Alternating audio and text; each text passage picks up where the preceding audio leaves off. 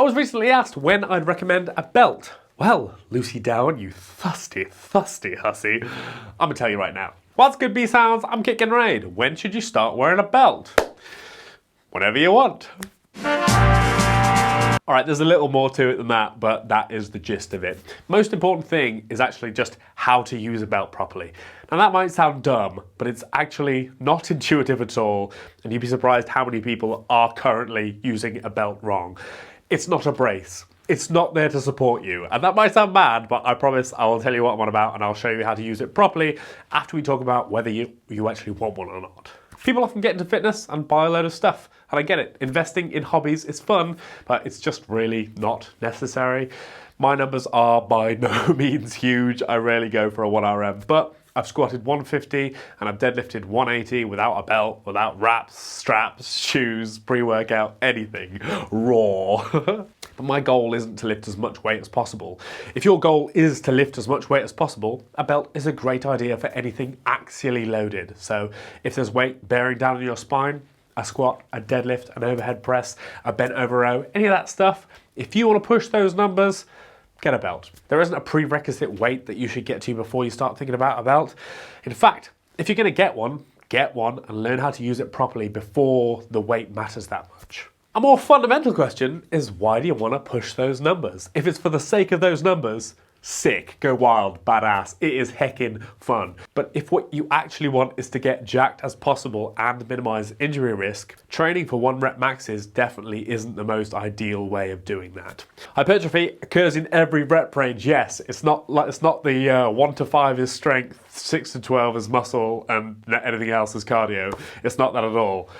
But the more you can recover from those sets, the more sets you can do, and therefore the more muscle you can build. The most stimulating sets have been shown to be in the 6 to 30 range.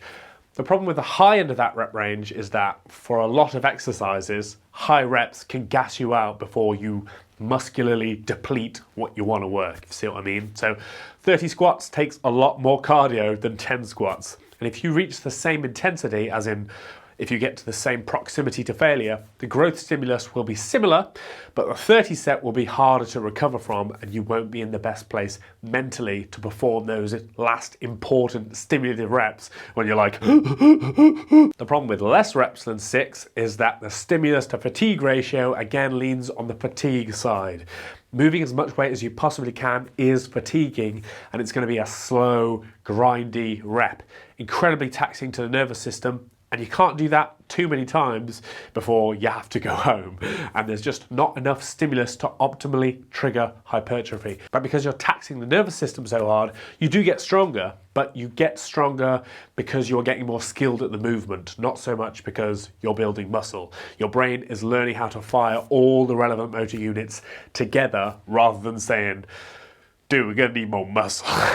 If you're watching this and you are specifically Lucy Down or my other female subscriber, and there's even a tiny bit of, ooh, I don't wanna look unfeminine worry about building muscle, kick that shit. Building muscle is hard. Nobody has ever accidentally put on too much muscle. Strong is sexy, and a masculine looking lady who is jacked out of their mind is injecting masculine chemicals in their booty. Wild tangent. But yeah, if you want to build muscle, longer sets is where it's at. If you are doing longer sets, you don't need a belt. You can still wear one if you want.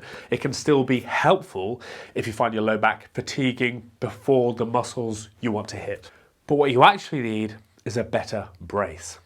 And all a belt is feedback to help you get a better brace. It's not supposed to be physically supporting your spine. It's not like a knee wrap, which holds your knee together by literally holding your knee together. It doesn't literally hold your spine together. It gives you something to test your brace against. It's not a splint, it's not a crutch, it's just feedback. Let me explain. Before doing anything that requires a stable spine, you will want to perform the Valsalva maneuver. You fill your belly with air, as in you take a big breath and you force the air as far down as possible. And you hold that air in your belly and not your face. And you don't push out your belly like you're trying to look fat. You you squeeze your core in from all directions as if someone's going to punch you. Then you do whatever you were going to do. What that does is it creates a column of air that you put under pressure by squeezing down with your internal belt of muscles. You keep squeezing, you're going to stay in a great stable position because the column of air is already under pressure. It's like a bouncy castle. It'll only collapse if you turn the fan off. To use a belt correctly, don't over tighten it. Again, it's not a spine splint, it's feedback. I hesitate to say it's something to push against because a lot of people say that and that encourages you to push out into the belt like you're trying to look fat. And that is not the correct way of using it. When you clamp down on that belly full of air and you flex your abs and your obliques and everything that you got going on down there, even though you're pulling in, the flex is going to slightly increase your diameter and that's going to make the belt feel tighter. That's the feedback that you're doing it right. That's all the belt does. If you're pushing out on your belt, you're doing it wrong. A belt helps you feel your own brace. It does not replace it. This bullshit is so pervasive that the big brains who designed these things built this. Not only is it wider on the back section, why? It's also padded on the back. Why? Even if it was designed to be a brace, how would padding help? So if you've been out there and you've been doing it wrong, no hate. Like with products like this, it does sort of seem like it would be a brace. If you're going to buy a belt, buy one with a uniform width and thickness. I like a stiff one. Oh. The neoprene ones I think are too stretchy to give good feedback. You can lift more if you wear an animal print one. That is also scientifically verified. So back to the original question, when should you get a belt? Whatever you want, as long as you use it right. Thanks for the question, I appreciate you. I'm sorry for calling you a hussy. If you found this useful, drop it a like. If you have your own question that you'd like me to answer, leave me a comment. And whatever else you do, get them gains. Be well.